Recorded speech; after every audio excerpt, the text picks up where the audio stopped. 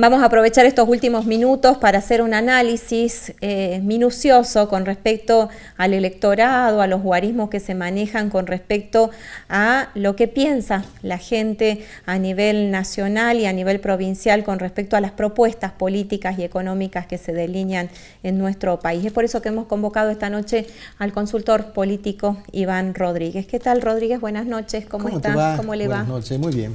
Bueno, en virtud de estos resultados del domingo, ¿podemos decir que La Libertad Avanza ha decrecido en su caudal de adhesión, teniendo en cuenta que más allá, hago un paréntesis, de la situación social y económica, hay gente que todavía sigue sosteniendo este modelo?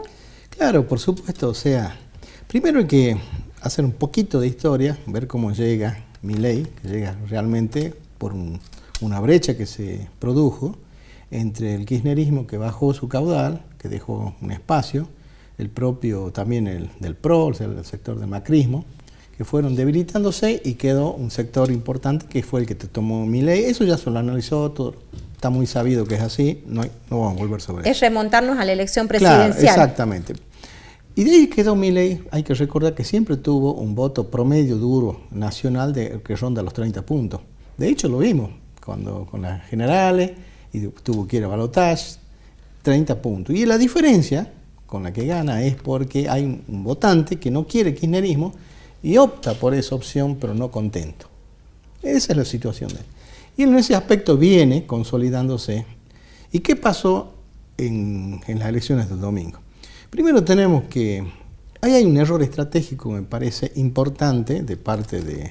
Primero y principal, lo que pasó el domingo es que ningún consultor le acertó al resultado y vamos sumando elecciones donde estas estadísticas o lo que se lleva adelante, teniendo en cuenta que también hace una pulseada al electorado, tira por la borda los resultados. Pero estaba muy previsible lo que iba a pasar, porque hay que analizar también las elecciones anteriores que te dan datos. Las elecciones de Cava, recordemos que siempre viene ganando ahí el PRO. Durante todos los últimos años viene ganando el PRO y sale en segundo término el kirchnerismo. Eso pasó siempre en Cava. ¿Qué ocurre con la elección anterior, la que tuvimos? El kirchnerismo tuvo su segundo lugar de siempre. Ni creció ni decreció, mantuvo su posición. Lo que se cambió fue que el electorado, en vez de elegir al PRO, eligió a La Libertad Avanza en su reemplazo. Entonces quedó La Libertad Avanza y quedó el kirchnerismo en segundo lugar. ¿Cuál fue la comunicación del gobierno nacional? Ganamos. Le ganamos al kirchnerismo. Sí, es verdad, ganaron. Pero históricamente, el gran triunfo es que él tomó la posición del PRO. El PRO es el gran perdedor ahí, porque quedó en último lugar. Entonces se hizo el cambio. Y el kirchnerismo mantuvo lo que tiene en Provincia de Buenos Aires. Si uno mira eso, era totalmente previsible lo que iba a pasar en Provincia de Buenos Aires. Porque en Provincia de Buenos Aires... Es otro electorado. Es otro electorado, primero, es otro electorado, en donde viene ganando, todos los años anteriores, viene ganando el kirchnerismo ahí. Si haces un poquito de memoria, ahí es donde Vidal, en su mejor momento y con la mejor imagen, pierde con Kicillof. Es el sector duro, es el sector de alta pobreza, en donde el voto, y grande es el sector, o sea, casi es un electorado importante que gravita en la Argentina, y ahí es donde invirtió el kirchnerismo. Ahora, ustedes tienen, disculpe que lo interrumpa, sí. ¿Ustedes tienen algún estudio que puedan conectarse sociológicamente? ¿Por qué ese sector que es tan pobre, donde no se lo reivindica, sigue votando ese modelo? Teniendo en cuenta que hablamos de una población con mayor nivel cultural o educativo, mejor dicho, que a lo mejor le permitiría tener alguna herramienta más allá del subsidio que pueda tener. Bueno, eso está muy estudiado y se sabe. Justamente las políticas populistas son las que alimentan ese sector porque es el sector que da el voto. O sea, el que está en condición de necesidad, de emergencia económica, no sale de esa emergencia, entonces todo es lo mismo. Entonces, ¿quién le da algo? Ahí está el voto, entonces se alimenta por eso. Es para un análisis de más tiempo, eso que estamos haciendo. Lo importante que te quería redondear acá es que la provincia de Buenos Aires, si vos ves los votos de las últimas elecciones, 2017, sacó 3.500.000, redondeando números. en el 2021, 3.500.000, ¿cuánto sacó ahora? Lo mismo. Entonces, es un voto fijo que tiene el kirchnerismo por estas cosas que señalaste recién, que no son tan sencillas de explicar, en donde el PRO venía siempre saliendo de segundo lugar. Pasó lo mismo. Se cambió el PRO por la Libertad Avanza. El que quedó en lugar, tomó el lugar del PRO, fue la Libertad Avanza, quedando en segundo lugar, y el PRO totalmente vuelve a ser el gran perdedor. Exactamente, o sea, no, tuvieron que aliarse, bueno, pero no está. Entonces pasó lo mismo. Entonces, ¿dónde está el error estratégico del equipo, del presidente, en proclamarse que ellos iban a ganar? Incluso si uno leía, ellos tenían datos. Y uno lo puede prever porque previo a la elección... Bueno, pero no se puede ir a una elección como perdedor, no, lo cual hace que el propio electorado tampoco apueste, porque la gente apuesta ganador. Sí, no creas. ¿No? No creas, porque si fuera así, saca unas buenas encuestas y gana el que gana la encuesta. No es así. No es así. Después que preguntas es distinto. Ahí si no quieren reconocer a quién es distinto. Pero antes no es tan así. Lo importante que te quería señalar es que el propio Milei decía, reconocía, si lo escuchaba en los discursos previos al cierre de campaña, estamos en empate técnico. Eso es reconocer que iban a perder lo mismo. ¿Quién dice estamos en empate técnico? El error estratégico es decir que iban a ganar y tener una campaña y una comunicación que con los resultados que tuvieron son los tremendos perdedores, cuando en realidad podrían haber planteado algo distinto y decir, bueno, sabemos que provincia de Buenos Aires es el bastión kirchnerista. Son fuertes, bueno, nosotros vamos a ir ahí, vamos a empezar a hacer pie. Nuestra campaña ganadora va a ser ocupar el lugar del PRO y ser los retadores y ser el que los ponemos el pie ahí y avanzamos. Y no nacionalizar la elección. Ahora, es distinto. ¿sí? Ahora, en esto de nacionalizar la elección, la gente toma como que la Libertad Avanza perdió. Los oficialismos provinciales dicen tenemos un aliciente mayor para ir a la próxima elección y tirar por la borda, digamos, esta ola de la Libertad Avanza, esta ola violeta que viene.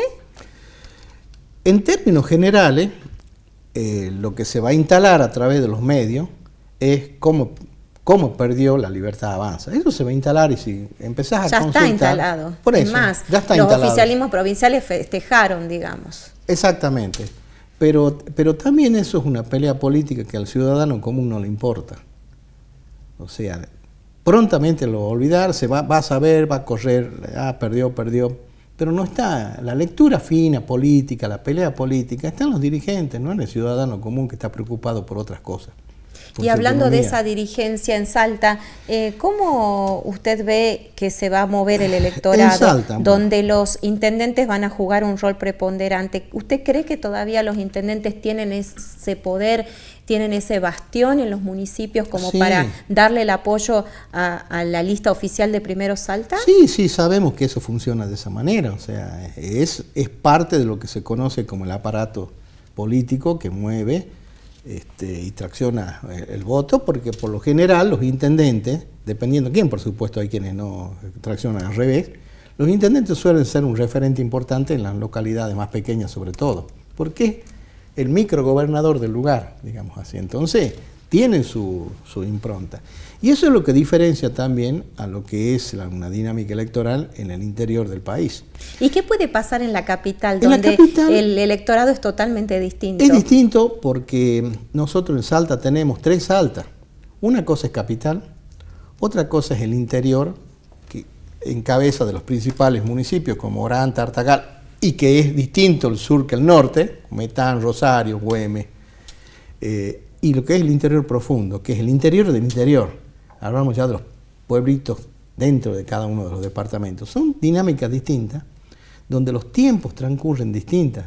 Si vos vas al interior, más profundo, vas a ver que parece que no pasa el tiempo ahí. Tienen cosas de recuerdo. Qué buena frase que acaba de tirar. Hasta el tiempo pasa distinto. Claro, entonces eso signa también las velocidades de cambio y de dinámica. Por eso también eso explica también por qué en los pueblitos del interior el peronismo todavía queda fuerte, porque es algo que los partidos, y no el propio del peronismo, todos los partidos empiezan a decrecer. Hoy ya estamos en esa nueva modalidad donde los partidos están perdiendo protagonismo, no solamente aquí en Salta, ni en Argentina, sino en toda Latinoamérica. Entonces, en los interiores eso todavía es más lento, porque el tiempo pasa de otra manera, entonces hay una inercia más lenta. Hoy se plasma una foto de Juan Manuel Urtubey junto a Cristina y Emiliano Estrada, potenciando, digamos, una fórmula que para ellos la muestran como si fuera el gran trofeo. ¿Esto es una provocación o le suma votos a este espacio? No, lo que pasa es que desde Nación se ha tratado de polarizar la elección, y para Buenos Aires funciona, pero para el resto no es tan así. ¿Por qué? ¿Qué es la polarización? La polarización, porque a Milei le conviene tener un sparring. Ese sparring se llama kirchnerismo, que es no volvamos atrás, no podemos resignar, no es la vuelta. Él sabe que él cuenta con 15% de sus votos, que no lo votan a él, no lo quieren, no quieren votar al kirchnerismo, que es distinto. Por eso se lo llama el voto blando. Entonces él le conviene polarizar para decir, no volvamos, votenme a mí, sigo. Y el kirchnerismo no le queda otra. El kirchnerismo, que tiene en promedio, ronda entre el 20 y el 25 de su voto, que es el residual que le va quedando, ¿sí? No tiene otra que decir, vieron que eso no es lo que decían, vuelvan a nosotros que somos los de la defensa de lo que es lo social. Ese es el discurso, es la polarización que se está buscando de Nación y esa pelea. En Salta, como en varias provincias, y como vimos en la elección de Corrientes, hace una semana, no está dicha polarización. ¿Por qué? Porque existe el sector de la Libertad Avanza, que va creciendo, se va imponiendo, tiene una parte, recordemos que Salta... ¿Usted dice que en Salta va creciendo?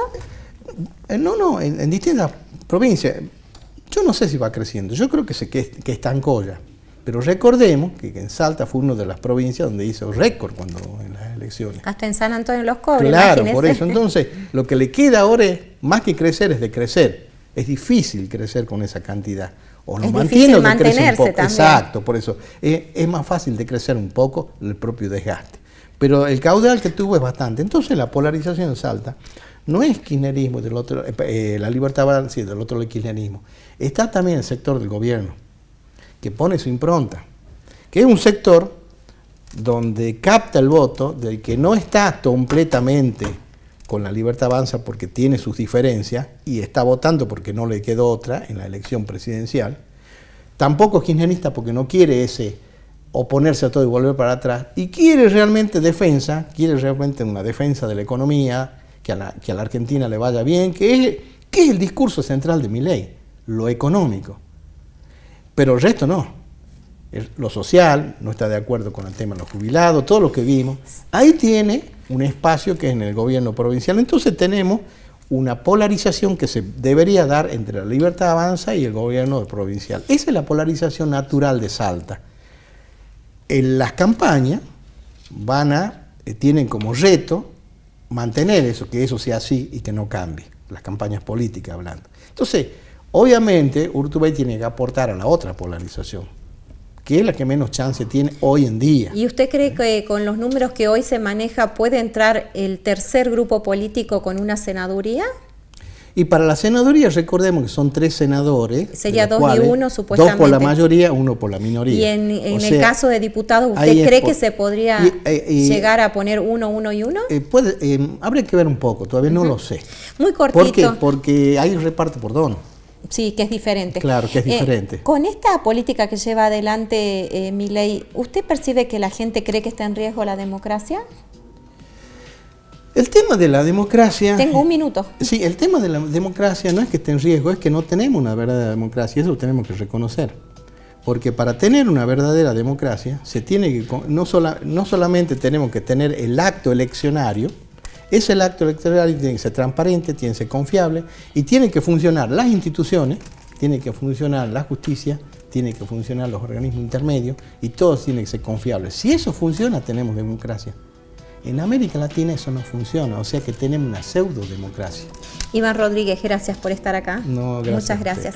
Nosotros nos despedimos agradeciéndoles la atención que nos han prestado en este día de miércoles. Nos reencontraremos la próxima semana. Será hasta entonces.